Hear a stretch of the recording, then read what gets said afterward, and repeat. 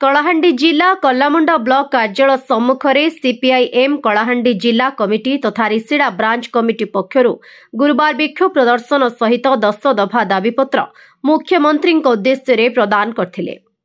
कर्मी माने ब्लॉक सदर शिव मंदिर ठारू शोभा यात्रा रे आसी ब्लॉक कार्यालय पहुंची।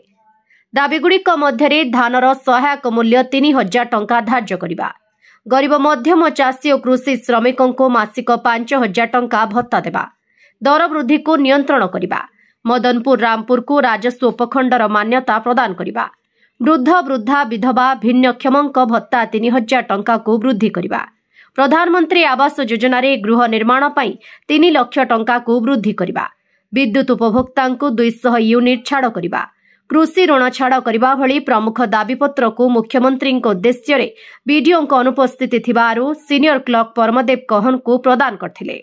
एथिरे जिला संपादक सत्यजित चैटर्जी नेतृत्व में रिसिड़ा ब्रांच संपादक शत्रुघ्न रणा, गंगाधर प्रहराज, ललित रणा, शिव रणा, कमल रणा, मदन रणा, परमा रणा, कलाकान्हु रणा, नारायण मल्लिक, टंकधर रणा प्रमुख उपस्थित थिले।